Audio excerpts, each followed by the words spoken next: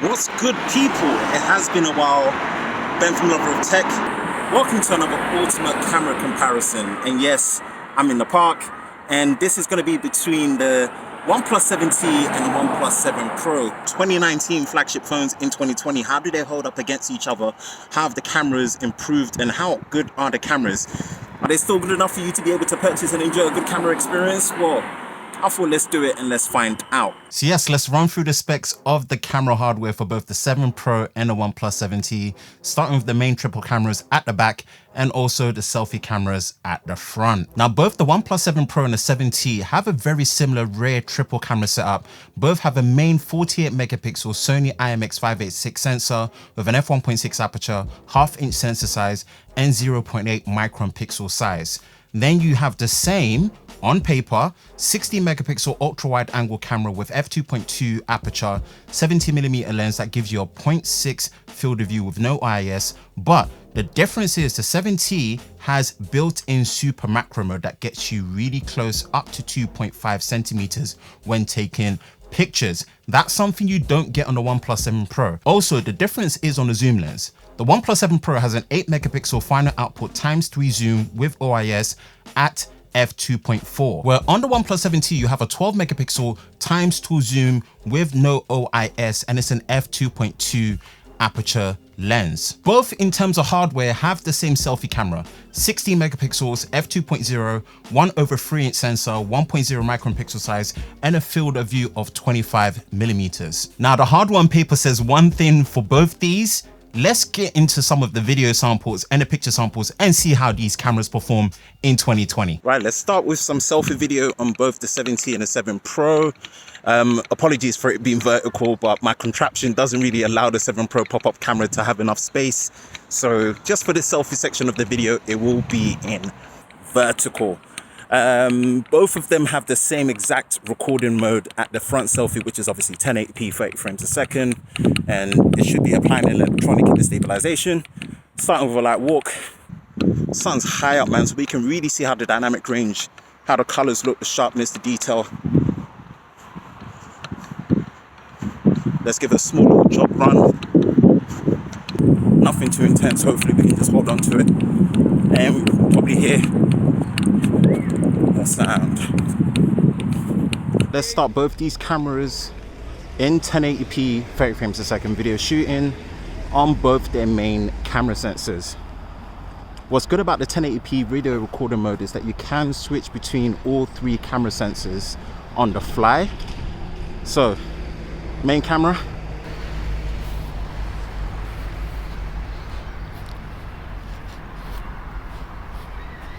Gonna punch out to ultra wide on both.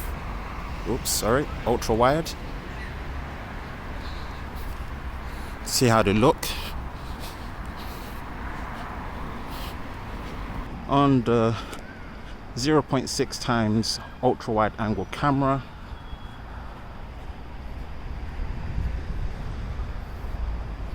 which are very similar. Very similar. All right, let's switch it around.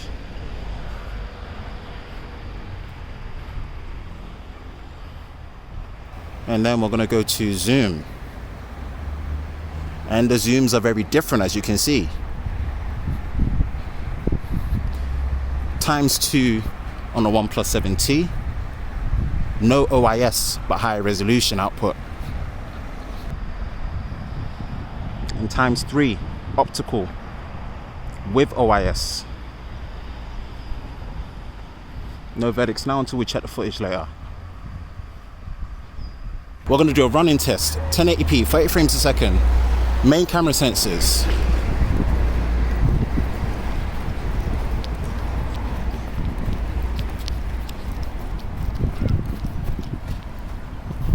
Now let's switch to the ultra wide. Oops, sorry, ultra wide. See how stable the ultra wide is.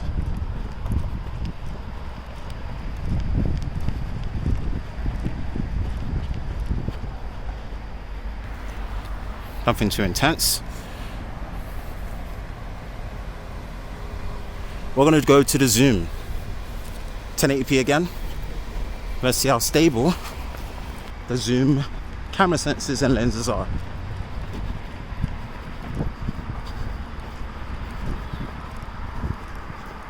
Now we've switched it to the 4K 30 frames per second video recording mode on both of them. And again, this is where the quirks really begin to show. And what I mean by that is, when you're in the 4K 30 frames per second video recording mode, while you're recording, you cannot switch to the other camera sensors and lenses on the fly. It doesn't show you an option within the camera UI to go to zoom, ultra wide. You have to stop recording, and even then it only shows you the option for the ultra wide. You can't double tap to zoom. You have to basically pinch to zoom, which then you can double tap back. It's very, very clunky. Not sure why that is. The phone definitely has more than enough processing power. It's just a software limitation that's been there. And that's 4K 30 frames a second on both the 7T and the 7 Pro. Going back to the other side, still 4K 30 frames a second. I've stopped the recording to switch to the ultra wide angle camera. So yes, it does record in 4K UHD on the ultra wide angle camera, but you have to stop recording. You cannot switch between the cameras on the fly like you can do in the 1080p 30 frames a second video shooting mode.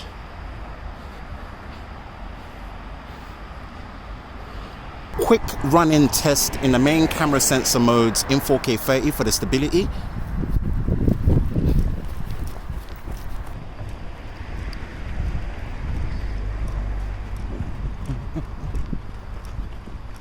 Again, 4K 30 frames a second. Stop the recording to go into the ultra wide angle camera lenses and sensors. Quick run-in test for the stability.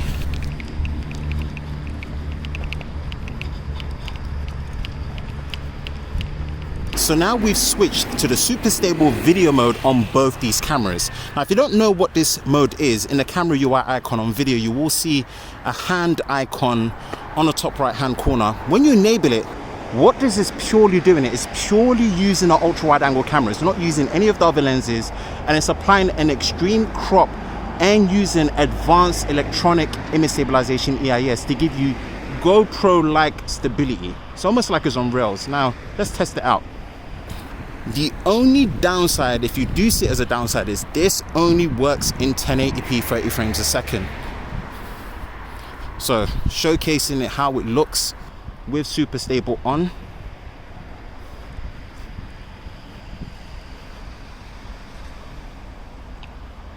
Super stable on again. What I'm going to do is I'm going to try and run at decent pace and see the stability between the two.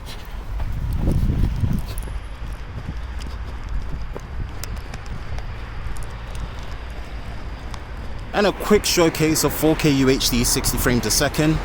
Similar quirk to 4K 30. Only really supported on the main camera. You can't really activate it in the ultra wide or the zoom. Seeing how the stability is. And a quick little run.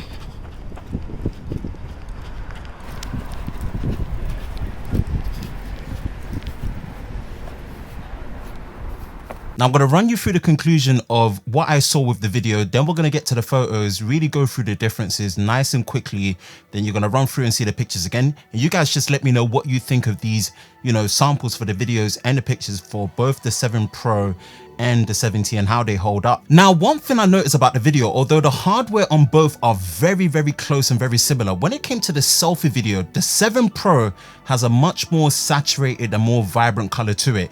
I don't know if you guys would prefer it. Some might like the more neutral tone of the 7T versus the 7 Pro based on the feedback from before. But yeah, something I noticed that there is more color vibrance on the 7 Pro. Now, when it came to the ultra wide video, whether in the 1080p or the 4K video shooting mode in UHD, there is a weird warping effect on the ultra wide angle camera when it comes to the video on the OnePlus 7T. That's very strange. You don't really get that kind of warping effect in the center of the 7 Pro. So I kind of feel like the ultra wide angle video is better on the 7 Pro. It's kind of strange seeing that on the 7T.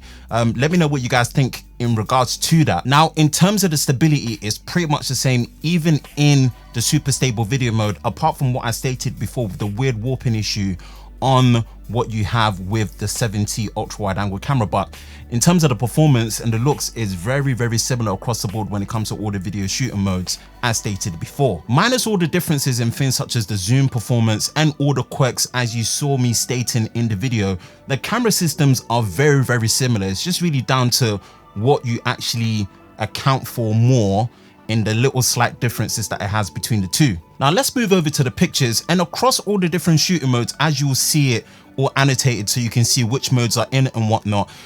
The 7 Pro has slightly more saturated colors, especially when you're looking at the selfie. The main cameras, not so much, but the selfies you can.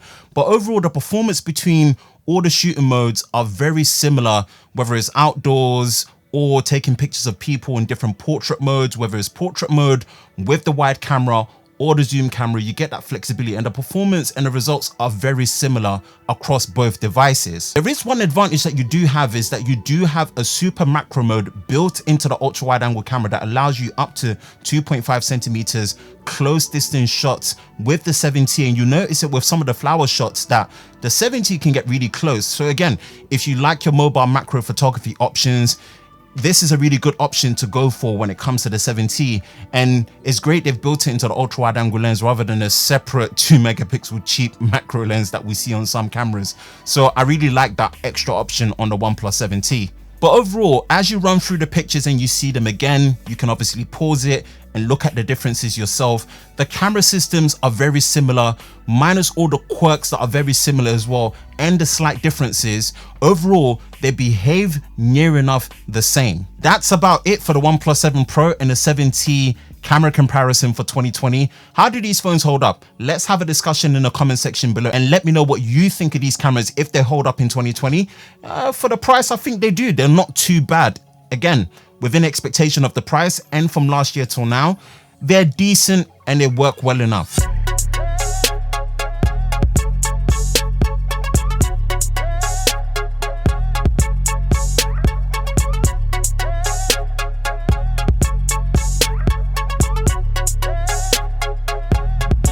That's it for me. That's another ultimate camera comparison between these two phones. Let me know what you think.